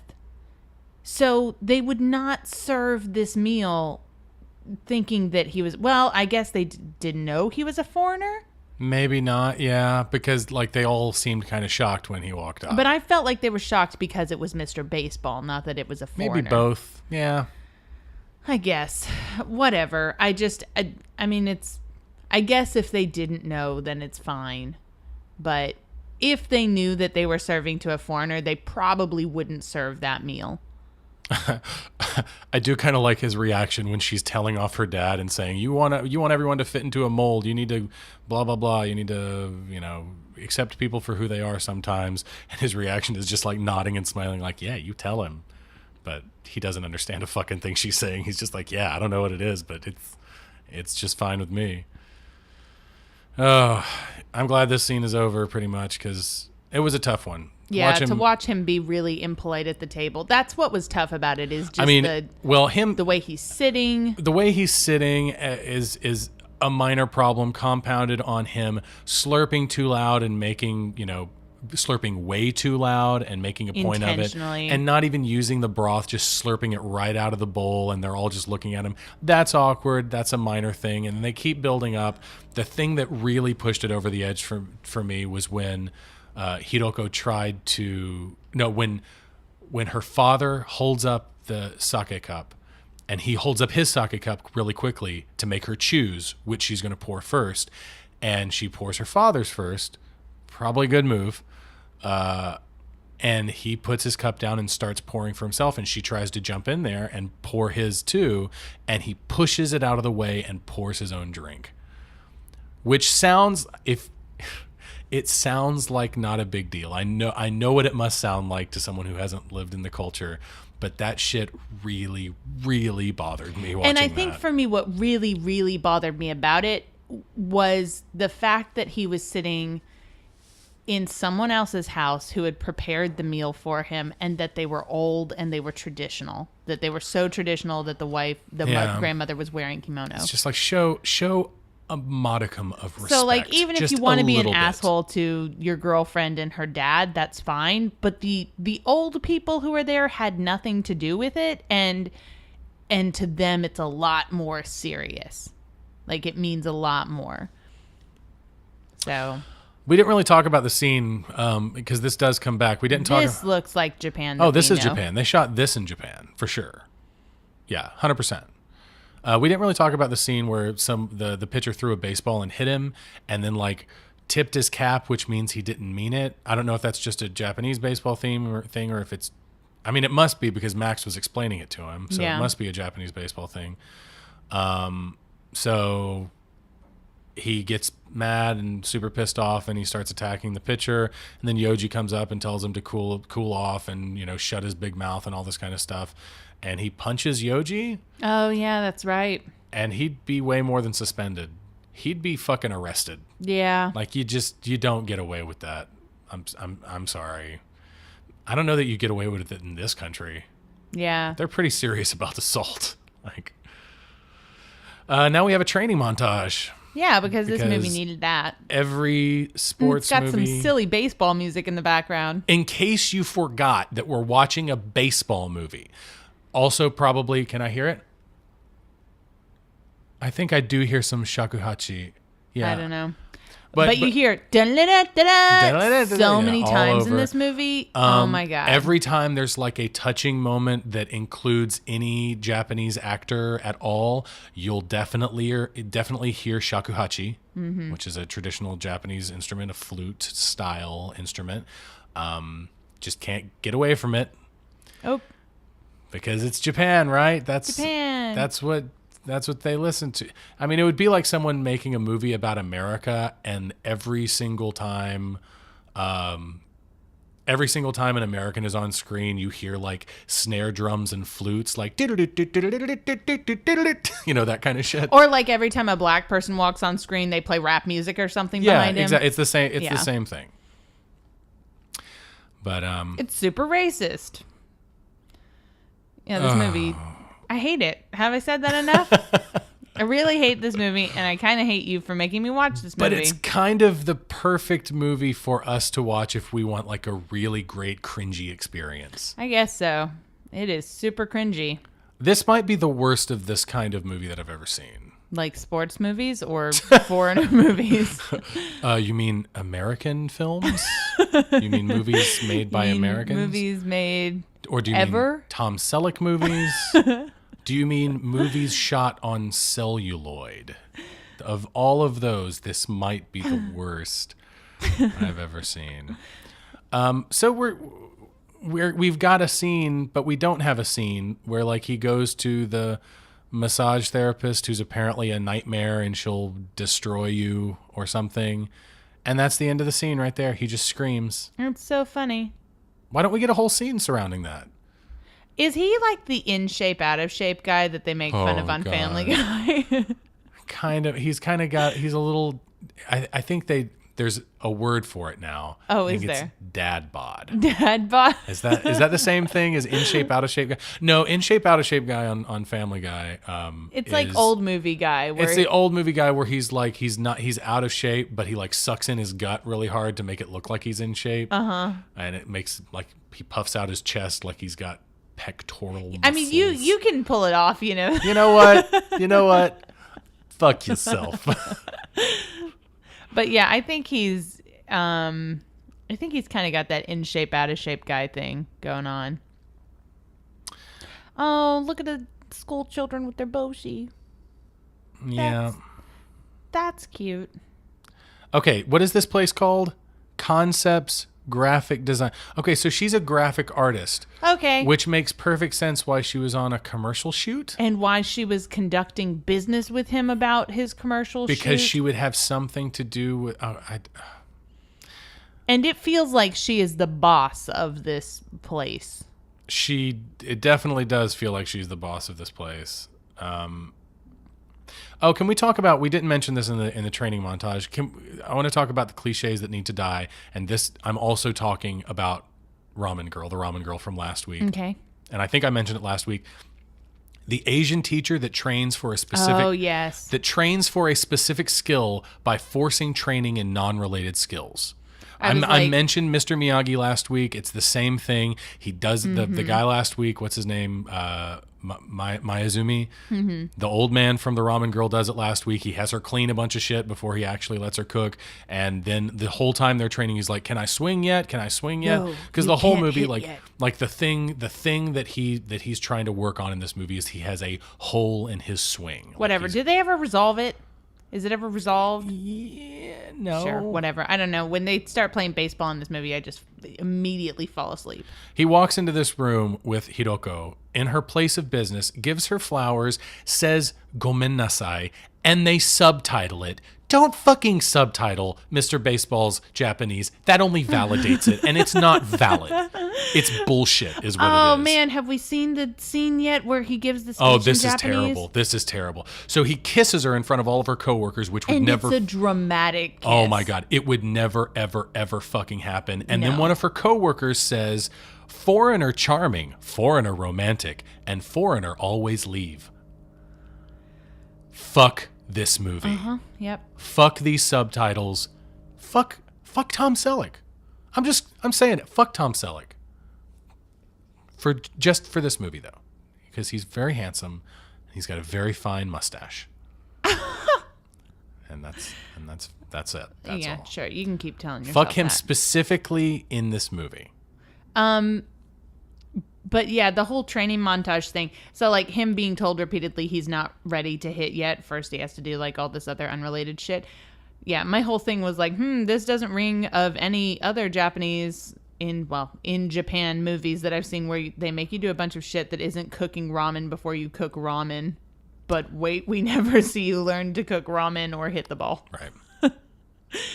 That's true. Yeah, that's very true, actually. Weird. It's an ongoing theme. Hashtag don't actually get to see them do the thing that they're working for. Oh, this is awesome. Well, I wanted to... Okay, all right. We'll talk about this first. Here is Tom Selleck's Mr. Baseball's Japanese monologue. And boy, is it a doozy. I feel like this should just be on YouTube, like by itself, as look at how hilarious this is. It should be. Who wants to see Tom Selleck try to speak Japanese? Because here it is, and it's fucking amazing. Oh, God, it's so bad. Oh, my God. Oh, God. And he trips over the word hashi, which they translated it as him saying chopsticks. But it's a homophone. Yeah. For bridge. And Yoji corrects him. And yes, native Japanese speakers will say that there are different pronunciations, very, very slight pronunciation differences between homophones in Japanese. Like one might say that chopsticks is hashi and bridge is hashi or something like that. Or not even that. Like I'm putting, I don't even know. So basically this was something that I never differentiated between. Cloud and spider. Cloud might be kumo and spider might be kumo. Right? Like, but for me, it's just Kumo. It's either just way. Kumo. And so, like, they make a big deal out of it. And I'm like, couldn't you have just had him really mess up a word that was funnier? Yeah, like an actual word instead that you can mess up. Instead of assuming that, like, I did it all the time. I fucked up words all the time, and people were correcting me. And they weren't homophones. They were just kind of similar. And I was like, oh, I'm sorry. Or just say the wrong word. I mean, I did that sometimes. Sometimes I'd mean to say whatever, and it would be something else. Yeah. But the scene before that was kind of the end of Yoji's character arc, which again, if there's one character arc that's kind of satisfying in this movie, it's Yoji, who kind of goes from the very humble, very subservient translator helper guy who just does whatever Mr. Baseball says and translates very diplomatically to being a guy that maybe the only guy in the entire movie besides Chief, whose entire character is based around it, who doesn't put up with Mr. Baseball's shit. Just flat out says, I'm not dealing with your shit anymore. You say shit and I'm going to translate it as is, and I'm just going to tell you the truth about what's going on, and that's it. And it's about respect. You have to respect me and I will respect you. And Tom Selleck kind of gets it, I guess. So two things I want to say. One, after he gave his speech and he sounded like, like an ass because it sounds awful.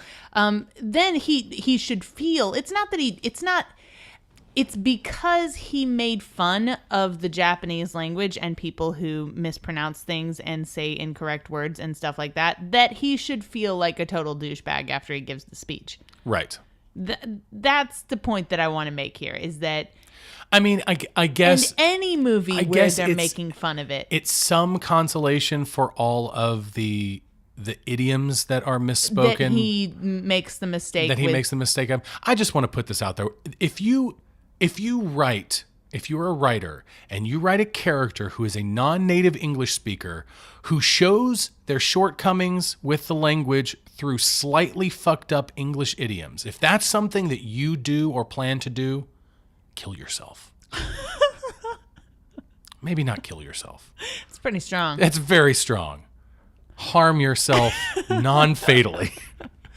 To teach yourself a lesson. So after that, he goes over to manager's house and he says, heard there's a Japanese tradition. You get drunk and tell off your boss. He can't hold it against you. And I was like, well, okay. I don't know where he heard that, but I mean, it seems like, but it's true. It's part of a tradition called bureiko, and you can, if you're drinking with your boss or your coworkers, you can let it all hang out. Literally, like you can just take your dick out if you get drunk enough, and you can do whatever you want. People will pretend like it didn't happen. You can puke on a train station platform, can't you, Dustin? You absolutely can do that. You can do that, and no one's gonna hold it against you in the morning. That is a rite of passage. I want you to know. I am so happy I never got that rite of passage down. And that's all we'll say about that. But yeah, I mean, basically the culture is, it is true that you can just, it's like, okay, this is how far it goes.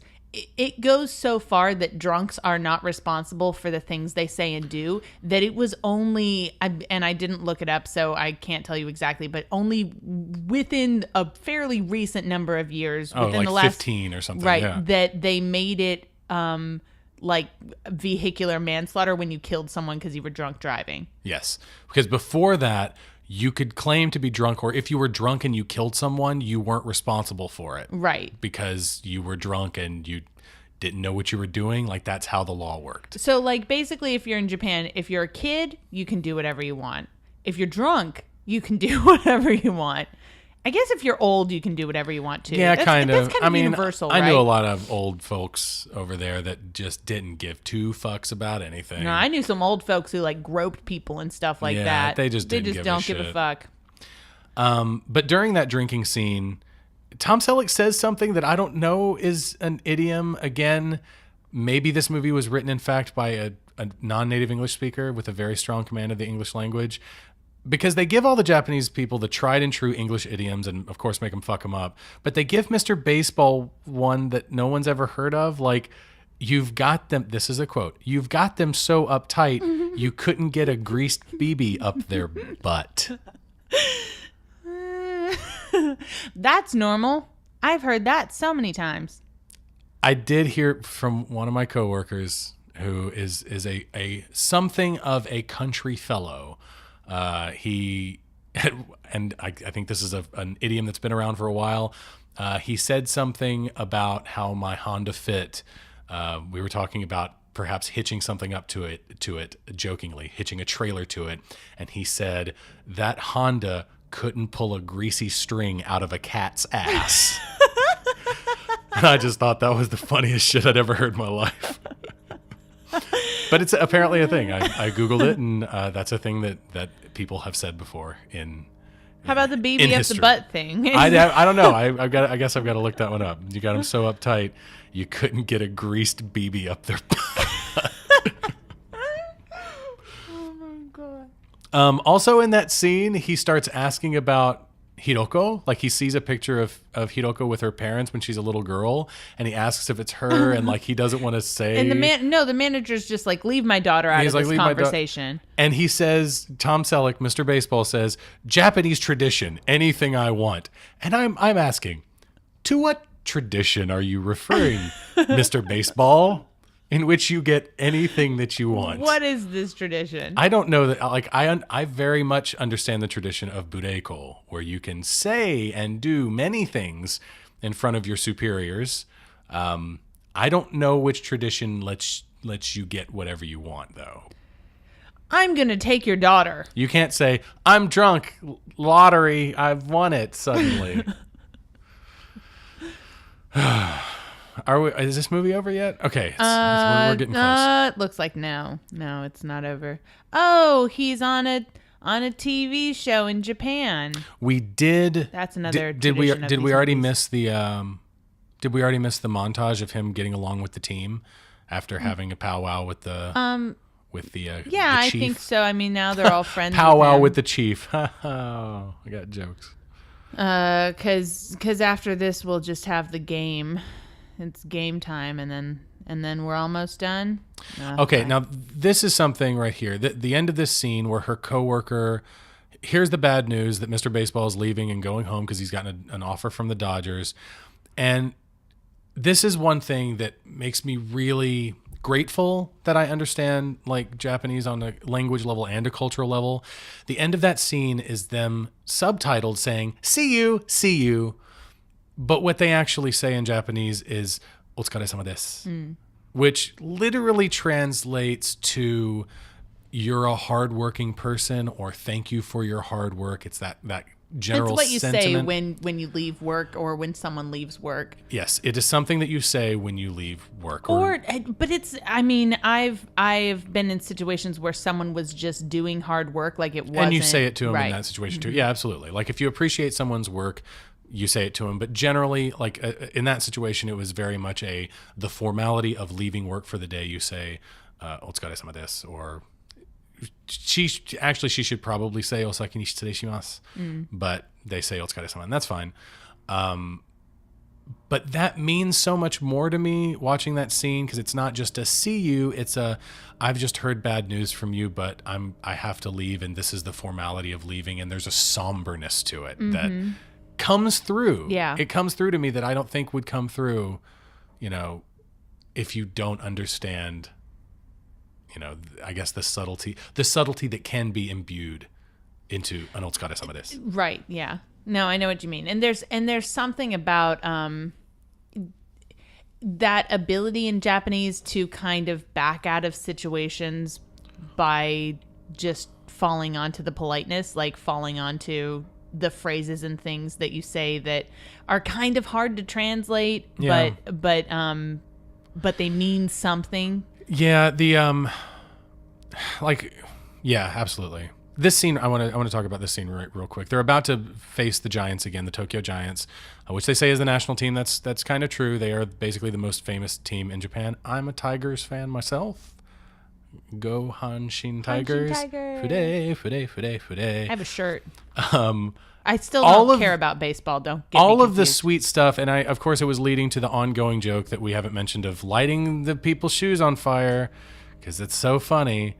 All the sweet stuff that Mukai is saying is great and all, but it's hard to care when his only character trait was the guy who Mr. Baseball called Mukau at the beginning of the movie. That's his entire arc is, hey, that's the guy that Mr. Baseball called Mukau, and now he's saying nice things to Mr. Baseball. That's it. Wasn't he the one who said some mean stuff to Mr. Baseball occasionally? Did he? I don't know. One of them says some mean stuff and doesn't like him. Okay, so now you can see, look, okay, this is where basically all of the themes of the movie come to a head, and we can see Mr. Baseball's influence on his team and how it has not, in fact, been a cultural exchange, and he hasn't really learned anything.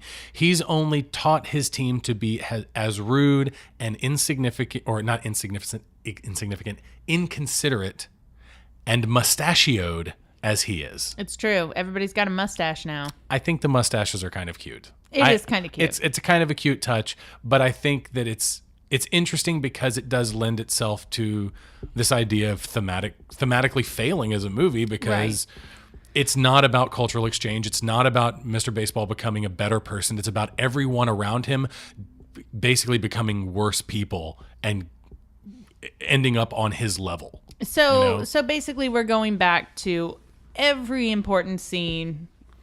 Maybe not important. I don't want to say anything in this movie is important. But every scene that like showed him failing to understand culture somehow, and we're redoing it. But this time we show him understanding culture. Like we're gonna do the tip the hat thing where a guy's gonna hit him with a baseball and he's not gonna tip his hat, and Mr. Baseball starts screaming, "Tip your hat! Tip your hat!" And finally the guy tips his hat. And in the previous scene when this happened and he didn't know that tipping the hat meant that the guy hadn't meant to hit him with the baseball. Right. He went and attacked the guy and there was a fight. But this time he's not going to go and attack the guy. And so you think, he's learned something about culture. Maybe that's true, but he has made everyone around him like him, because then his whole team runs out onto the field and they get into a huge fight. So basically, it, like you said, we just go through every single thing and we just rehash it. Whoever wrote this movie just thought that how you write, that just good writing is just you just recall stuff from Earth. It's callbacks, just callbacks. And I'm not saying that callbacks aren't great, because surprising callbacks can be like the most delicious thing when you read something or watch something and you're like, oh my God, I didn't think that. I remember that. This has 2 credited story writers and 3 screenplay writers, so it's had several hands on it. The director of this movie, Fred Schapisi, I wasn't familiar with his work specifically before looking him up, but I do know some of his movies. Probably his most famous movie, Roxanne, very funny comedy starring Steve Martin. 6 Degrees of Separation, which, I've heard good things about. So I wouldn't say that he's a failure as a filmmaker, but like this, I don't know, this movie really misses the mark. Oh yes, the Walter Matthau classic, IQ. Yes. So another hilarious idiom that he says in this scene, one of the guys did something good, I guess, on his team, and he comes up to Mr. Baseball and says, "Now I buy the pussies." And Mr. Baseball corrects him, No, now you own the pussies." And the guy goes, own a pussies, da." Oh, this is before we dive headfirst into the game that's been already on for like 5 minutes now. In the scene where he gets the offer from the Dodgers, or he gets the call from his greasy agent and saying that the Dodgers might want him, or that he, one of the Dodgers people is going to come out and see him play and maybe give him an offer. He gets in a fight with Hiroko, who's just like, baseball's not just your job. She says, it's who you are, ne? And the ne is so subtle and so soft and so natural.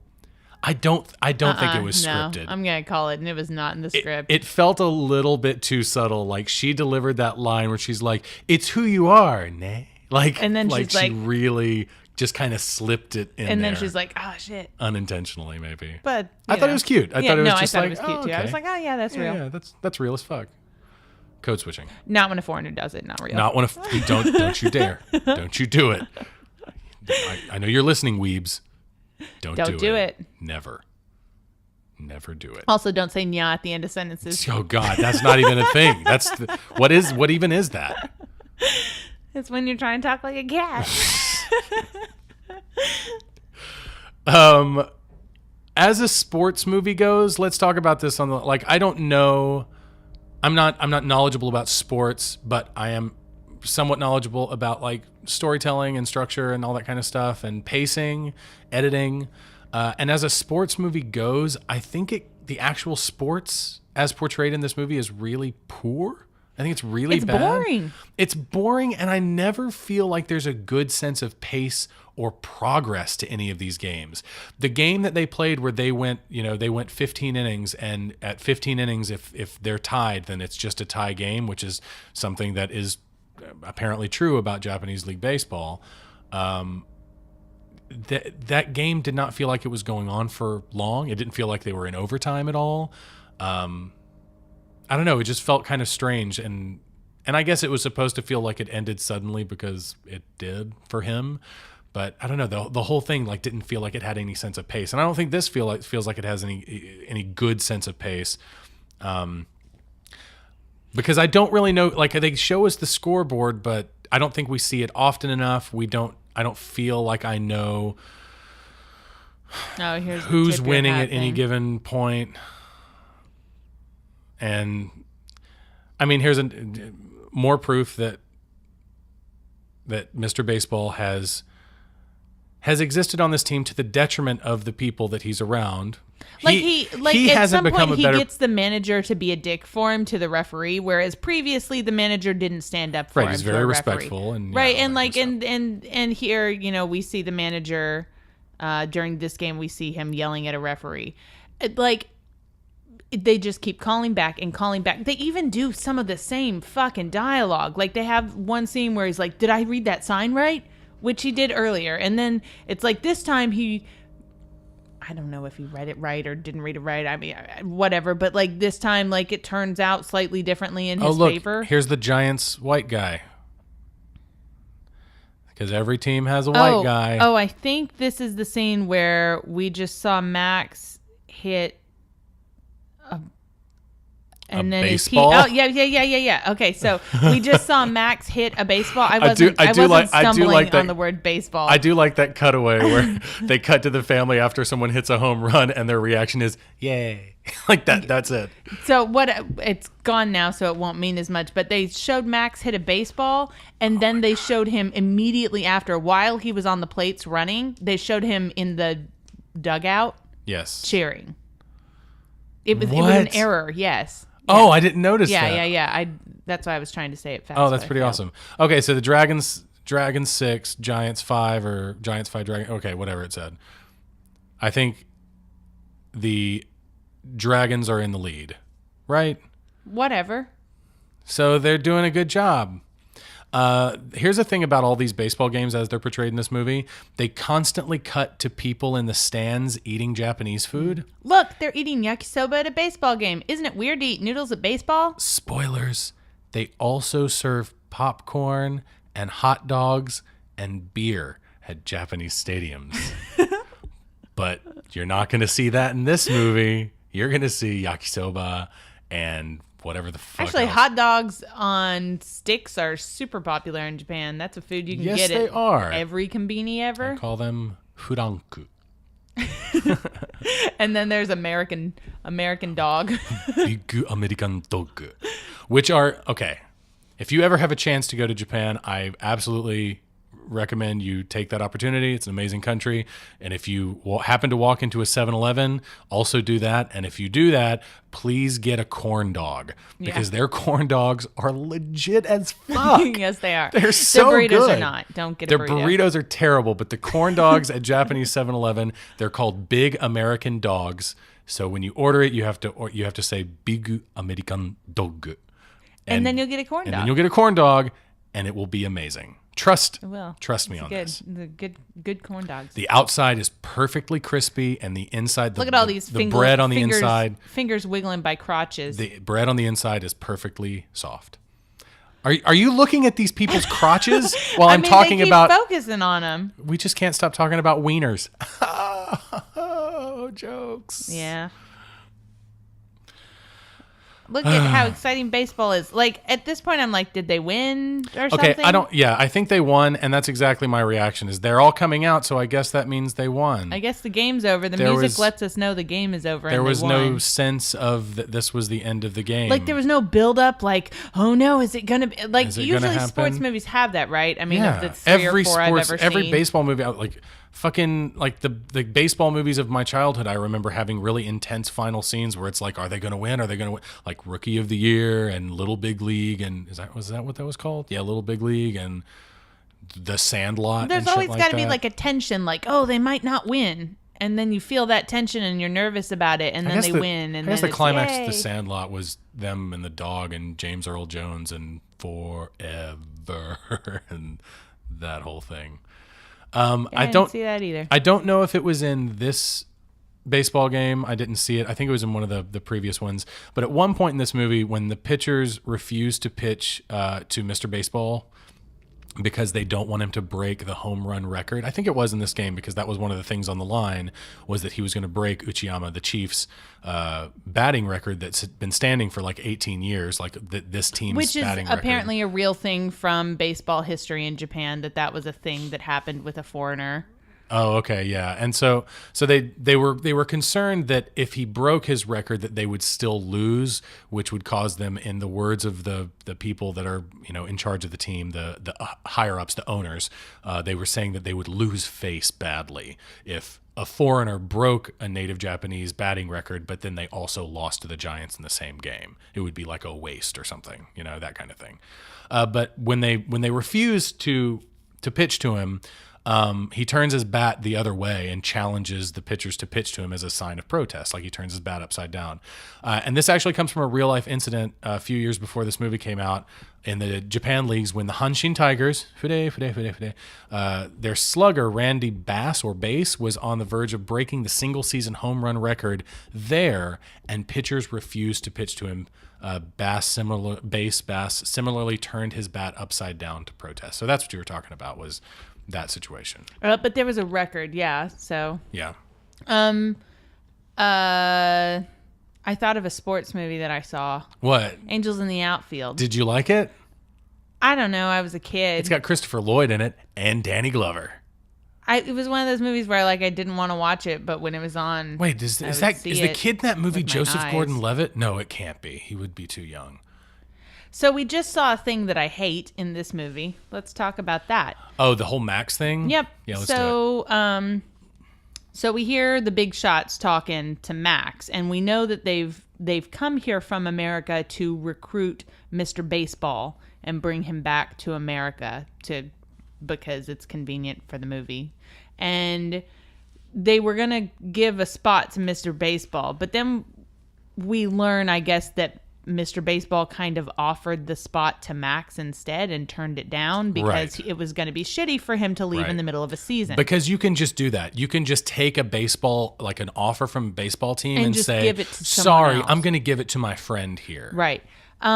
So we hear them offering the spot to Max, and they tell him, to a team back home, and they tell him that he'll be on a plane tomorrow, and he looks so relieved. And he tells them that he's got a wife and 2 kids in America. First thing, he's still leaving in the middle of the season, and they just won, so they qualify for the Japan series. So that means that he's doing the exact shitty thing that Mr. Baseball wasn't going to do. And I feel like it would mean a lot more to him since he's been there for a while and he's integrated into the culture and he knows how shitty that would be. Yeah. And also he's played with this team for a while, so they're his friends. Right. And he speaks a little Japanese. I get the impression that he was supposed to speak more than a little, but maybe... I got that impression too. We know at the least he speaks some. Yeah. Couldn't pull it off, but what he did say sounded decently okay to me. Right. And the point is that I find it really hard to believe that he'd abandon his teammates in the middle of the season. Yeah. Especially, I believe Mr. Baseball would. Right. I believe he would, but even he doesn't. But I really don't believe Max would. I hate to ruin the touching moment between father and daughter here where they're making up and he's telling her that Mr. Baseball loves her. But that hug that happens at the end very likely probably would not happen. Oh, yeah. I have very, very close female Japanese friends, and we've had conversations about this, cultural differences. You have lots of conversations about that. They've never hugged their father since they were like 5 years old or something like that. And that's not to say you're not going to hug in Japan because... maybe not 5, like 10. Because it's kind of like when you are the foreigner, then that gives this room to break cultural barriers and stuff like that. And I had a lot of Japanese female friends who would take the opportunity to hug me every time they saw me because it's this cultural thing and they feel like that's the way you greet. It's just like I've seen them be very open about kissing on cheeks when they're with Europeans and stuff. I'm sorry.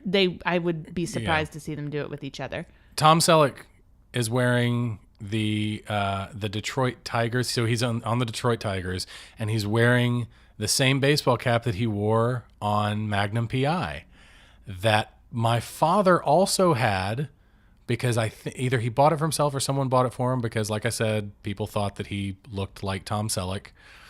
And he wore that hat for years. And I didn't know what the reference was. I didn't know there was a reference until I, watched an episode or two of Magnum PI, and I was like, holy shit, he really looks like Dad with that Tigers hat on, with that Detroit baseball cap. Anyways, so the other thing I wanted to say about Max was the whole thing about him having a wife and 2 kids at home. That's really, really unbelievable to me. That how many years did he say he was in Japan? Like 3 or more? 5. 5? As long as we were there, yeah. And he didn't bring his wife and children to come live with him? That's crazy town. That is super crazy town. That is insanity crazy town. Yep. Pretty much. It's really stupid. And also his whole like looking so relieved to go back to America. I'm just like, it's not a fucking prison camp. This is an internment camp or something. If you don't like it, just go home and do a different job. Yeah. Really? Pretty much. It's really ridiculous. We'd never mentioned it. I wanted to mention it. There was a running thing in this movie about people saying height. Oh yeah. As yes, totally fell flat on its face for me. Like, oh yeah. Didn't work at all. Stupid. Like with every single character, it's like the one thing that Mr. Baseball learned to say was height, and people height as in yes, height as in yes. Like they said that about 1,000 times. And like some of the Japanese would be in conversations, and he would say something to him, and they would respond with height, which is, I mean, that's I've never ever experienced that speaking English to a Japanese person. Is they respond the simplest possible answer to any question, yes or no, in Japanese when we're speaking English. That's just stupid. It's just stupid. So Tom Selleck apparently went to batting practice with some Major League Baseball teams to prepare for this role, and good job because he swung that bat real good. And the whole ending of this movie, that now they're back in America, and then we hear Hideko, like, she has one line where she says, she answers the phone and goes, "No, tell them to hold off. I'll fax the new set in an hour, okay?" And I'm like, that's so super random. Like, they never give you any context for it whatsoever. Well, the context is that when she was in Japan, she said she didn't want to come over and be one of those blonde bimbos in the stands. You mean Bambi's? Because that's what she said. Yeah, right. And he corrected her. So she gets to be a bimbo in the stands who has a job. Yay! Everybody wins, right? Because she has a mobile phone. And that's pretty much the end of that is the end of the movie. Overall impression. Piece of shit. Racist, misogynist, hilariously bad. If you've lived in Japan as a foreigner, watch it because don't. It's a good time for all of the wrong reasons. Or you could just not watch it, and I think you might have a happier life. This was filmed under the working title Tokyo Diamond, which I think is probably I don't know. I kind of would have missed the title Mr. Baseball because that's really his character's name is just Mr. Baseball. But Tokyo Diamond, I think, is more descriptive because it at least tells you that. Well, wait a second. Wait a minute. Hold on. It's not in Tokyo. But it's not in Tokyo. I just thought about that. Okay. Maybe it's a good thing they didn't call it Tokyo Diamond. Oh, God. No, they should have. That's fine. I think Tokyo Diamond. I think at some point it was probably going to be Tokyo Diamond, and they kept working under that title. And someone was like, "The Chunichi Dragons are from Nagoya," and they're like, "Oh, and they're like, well, Nagoya Diamond doesn't sound Mr. Baseball." The film's release was actually delayed in Japan because the Dragons were coming off a poor season when it was ready to be released, so they pushed it back.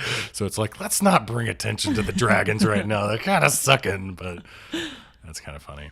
Do you have any final thoughts? Is that it? No, I just hate it. That's all. You hate it, but it was fun, right? I don't know if it was fun for me. I really didn't enjoy it. I kind of had a good time with it. I really don't like sports movies, and I really don't like his mustache, and I really But free mustache rides. Did not enjoy. I'm going to take him up on that mustache ride if I ever meet Mr. Baseball. I hope you do. As always, you can find us on our website at popcornpoops.com. Please subscribe to us on iTunes and Stitcher. You can also follow us on Twitter. My personal Twitter account is at DustyCramCram. And I'm at Jesse Casper. Yes, and you can also follow us on Facebook for all of the news and updates about the show, including our weekly movie still identification game. If you want to support the show, you can donate to us at our GoFundMe page, or you can subscribe to a free Audible trial at audibletrial.com/popcornpoops, and you get to keep your audiobook forever, whether or not you continue with the trial after it has expired. Every single week, we like to highlight a friend of the podcast who we affectionately call our Poo Pals. This week's Poo Pal is the Projection Booth podcast. Please stick around after the show for a few words from them. And if you yourself are a podcaster, webcomic artist, YouTuber, or really any kind of internet content creator and are interested in becoming a Poo Pal and getting, the shout outs on our podcast and on social media, please contact us through our social media, Facebook, Twitter, or email us at thepopcornpoops@gmail.com. Jessica. Yeah. What are we watching next week for hashtag Oh, I'm sorry. Hi. What are we watching next week for hashtag Gaijin Month? Next week, we're watching Sofia Coppola's 2003 film, Lost in Translation. Yeah, you kind of knew it was coming, right? You all knew it was coming. All right, well, I guess stay tuned because next week it's going to be a good one. So until then, take care. Bye-bye. We are the Popcorn Poops. Hi, I'm Mike White. And I'm Rob St. Mary. And we're the hosts of the Projection Booth podcast. If you haven't heard of the Projection Booth, that's okay. But we think it's time that you have. We've been doing this for over 3 years now. And we think we're doing a pretty good show. Every week we look at a different film and put it in context. We try to bring you interviews with the people behind the films. Or experts on a subject matter covered in the film. We don't specialize in any one particular genre or type of film. We try to examine every aspect of cinema. From every corner of the globe. Even at 3 years, we barely just scratched the surface. But we're ready. We're ready for you to listen to us. That's right. Now's the time to give us a shot. Download us through our free smartphone app. Or through Stitcher, iTunes, Geek Juice Radio, Jackalow. Or our website. projection-booth.com. We'll keep making great shows. Now it's your turn to listen to them.